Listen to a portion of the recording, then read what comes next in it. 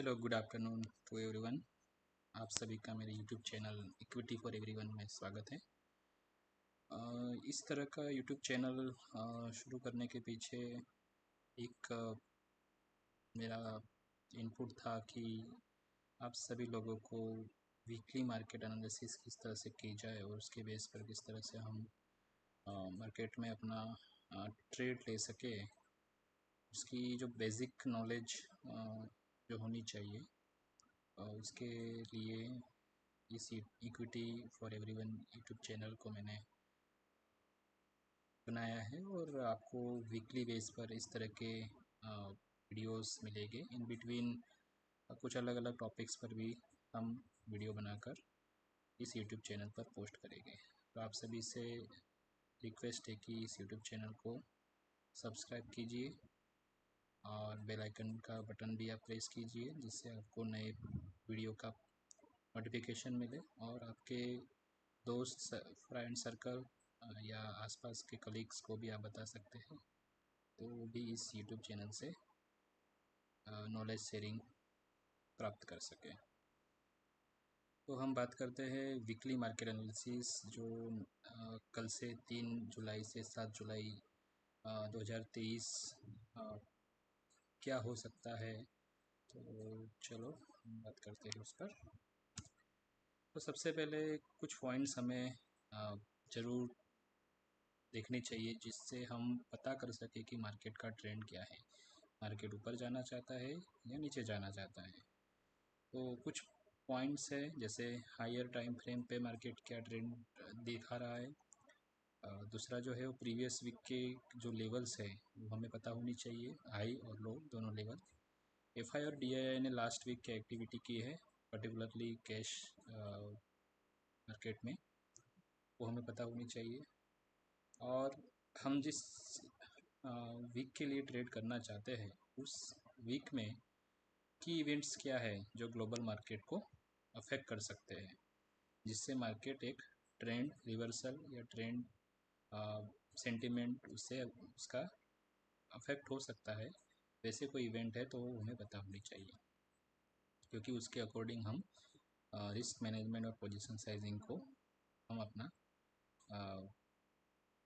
Primary focus उस पर लगा सकें। लास्ट है बट नॉट द लीस्ट कि सपोर्ट और रेजिस्टेंस हमें पता होनी चाहिए। तो इस कुछ पॉइंट्स के साथ हम मार्केट एनालिसिस करेंगे।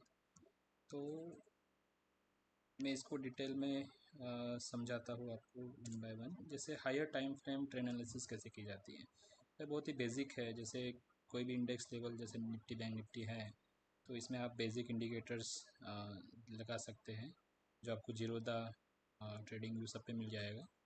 जैसे 20 SMA है, पिवोट लेवल्स है और बोलिंजर बैंड है। तो इसको लगा के रख सकते हैं, जिससे हमको पता रहेगा कि मार्केट इस पर्टिकुलर इंडिकेटर्स के किस साइड ट्रेड कर रहा है, या अप साइड ट्रेड कर रहा है या डाउन साइड कर रहा है, या फिर इन बिटवीन उस लाइन के आसपास कर रहा है जो सपोर्ट का काम या रेजिस्टेंस का काम कर रहा है। दूसरा होता है कि मार्केट का स्ट्रक्चर हमें इससे पता चलती है।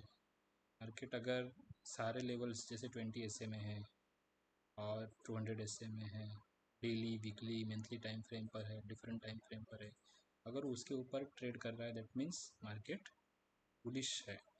और अगर ये इसके नीचे ट्रेड कर रहा है तो मार्केट बेरिश है। तो इस तरह से हम मार्केट स्ट्रक्चर को पहचान सकते हैं।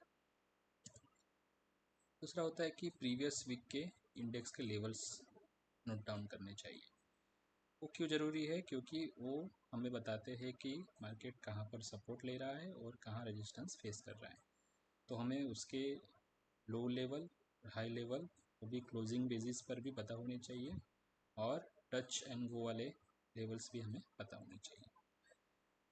जो ये लेवल पता करके हम हमारे माइंडसेट में एक जो स्ट्रेटजी हम बनाते हैं, तो उसको अप्लाई करने के लिए लेवल अगर हमें पता हो तो हम तुरंत ही, अगर हम गलत है, जैसे हम अगर बुलिश थे बट जो लोअर लेवल था, जैसे प्रीवियस वीक लो था, उसको भी तोड़ के अगर मार्केट डाउन नीचे की साइड ट्रेड करना शुरू करता है, तो हमें उस केस में हमारे माइंडसेट को बदल के फिर हमारा बुलिश सिनारियो, जो बुलिश माइंडसेट हमारा बना हुआ था, उसे हमको वहाँ पर स्टॉप लॉस लेके एग्ज़िट करना चाहिए, क्योंकि फिर मार्केट और लोअर लेवल्स तक जा सकता है, क्योंकि उसने प्रीवियस वीक के लो लेवल को भी ब्रेक किया है।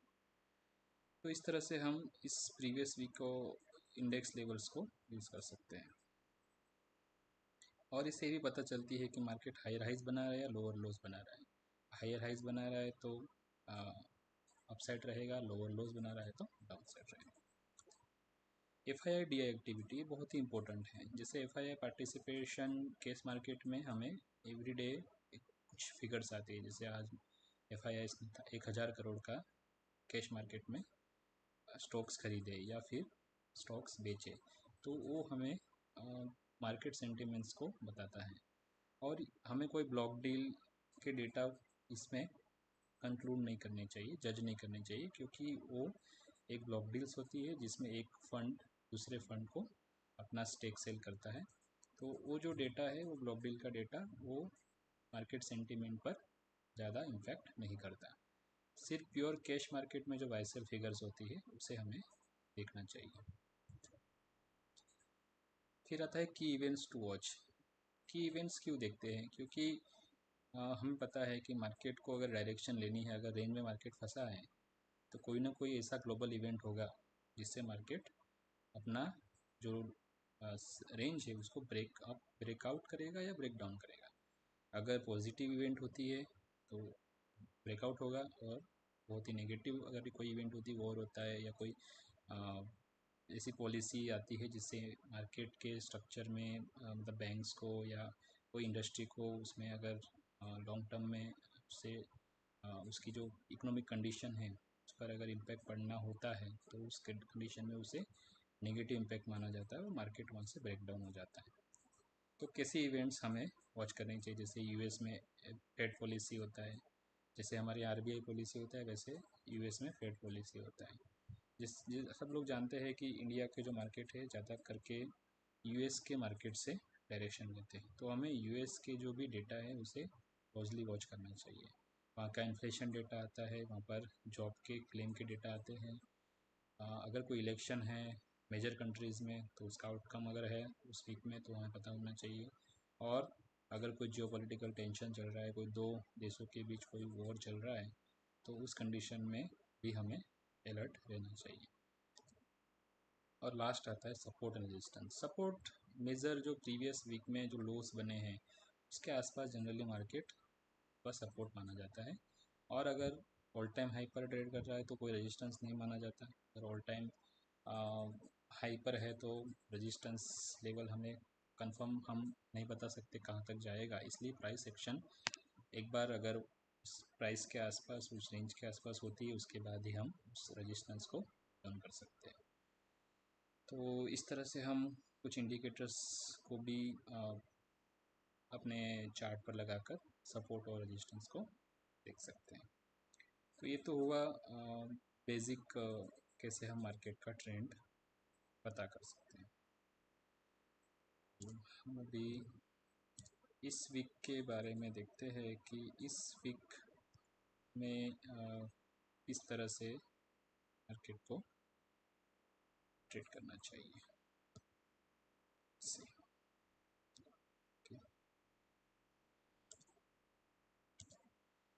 जैसे हायर टाइम फ्रेम पर मैंने बताया कि ट्रेंड एनालिसिस कैसे करना चाहिए। तो जैसे मैंने दो चार्ट यहाँ पर रखे हैं। लेफ्ट साइड में आप देख सकते हैं निफ्टी बैंक का डेली चार्ट है, जिसमें हमने 20 एसए में बोलिंजर बैंड और कुछ पीवोट्स लेवल लगा के रखे हैं। तो आप देख सक रहे हो कि 20 एसए में लाइन से काफ़ी अच्छा ब्रेकआउट लेने के बाद मार्केट ने जो ये जो दिख रहे हैं इसमें कोई गैप छोड़ा नहीं है, तो इसका मतलब मार्केट नीचे आने की चांस बहुत कम है, क्योंकि कोई गैप छोड़ा नहीं है। और अभी कुछ पीवोट लेवल्स की अगर बात की जाए तो 44,900 या 45,000 के आसपास एक पीवोट लेवल है जो डेली टाइम फ्रेम पर है, तो वो एक छोटा मोटा रेजिस्टेंस का काम कर सकता है। अगर ब्रेक अप हो गया, इसके ऊपर ही खुल गया, तो ये रेजिस्टेंस वैलिड नहीं रहेगा, फिर ऊपर के लेवल हमें देखने को मिल सकते हैं। और डाउन साइड में अगर रेजिस्टेंस सपोर्ट की बात करें तो 44,000 एक बहुत ही अच्छा खासा सपोर्ट है, बट अभी 20 ऐसे में जो लाइन है जो 43,965 मतलब 44,000 के आसपास का ही है, तो वो एक हमारा जिस्ट सपोर्ट का अच्छा खासा काम करेगा।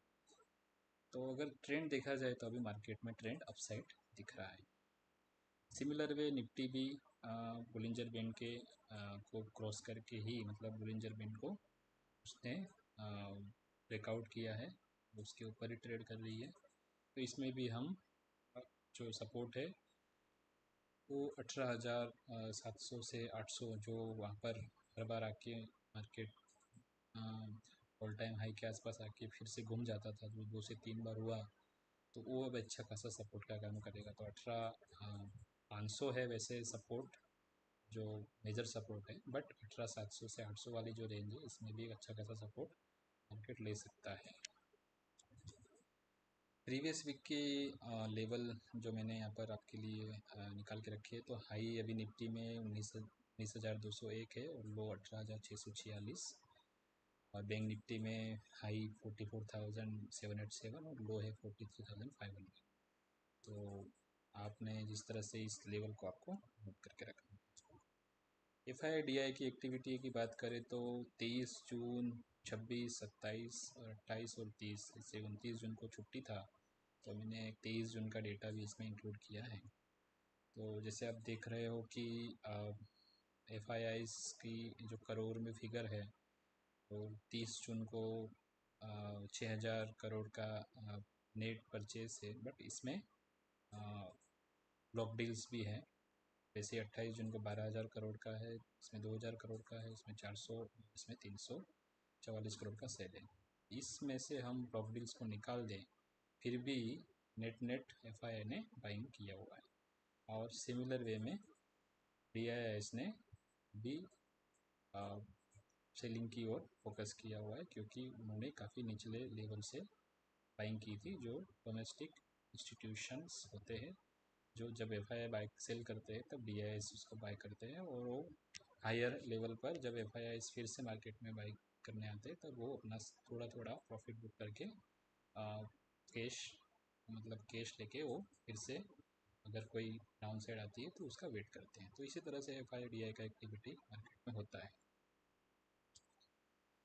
की इवेंट्स में अगर बात की जाए तो यूएस मार्केट हॉलीडे है 4 जुलाई को, ट्यूसडे, इस दिन मार्केट बंद रहेगा। और उसके बाद 5 जुलाई को फेड का जो जून में मीटिंग हुआ था एफओएमसी का, उसके मिनट्स का रिलीज़ है। तो उसमें भी काफ़ी बारीक चीज़ें होती है जिससे भी मार्केट कभी कभी अपना सेंटिमेंट या अपना ट्रेंड कंफर्म करते हैं। तो ये दोनों इवेंट पर हमें फोकस करना है। सो सपोर्ट और रेजिस्टेंस की बात करते हैं तो निफ्टी में मेजर सपोर्ट जैसे मैंने बताया 18,500, एंड रेजिस्टेंस अभी कंफर्म नहीं, बिकॉज जिस trading at all time high range, तो रेजिस्टेंस अभी हम श्योर नहीं कह सकते। प्राइस एक्शन मिलने के बाद ज़रूर रेजिस्टेंस भी पता चलेगा। वैसे बैंक निफ्टी में सपोर्ट लेवल जो है वो 44,000 है, और सेम रेजिस्टेंस निफ्टी के जैसे अभी कैन नॉट से कि 45,000 पे रेजिस्टेंस लेगा या 55,500 पे लेगा, बट विल चेक कब तक वो प्राइस एक्शन उस लेवल के आसपास बनाता है। तो इस तरह से हम मार्केट एनालिसिस मैंने आपको करके दिखाया। होप आपको अच्छा लगा होगा। इस तरह से ट्रेड के लिए अगर देखा जाए तो इस वीक आपको बाई साइड के ही ट्रेड लेनी चाहिए। जो भी आपको सेल साइड पर कोई स्टॉक में आपको नहीं जाना है। तो थैंक यू वेरी मच। इसी तरह से हम मिलते रहेंगे और नए नए टॉपिक पर डिस्कस करते रहेंगे। Thank you.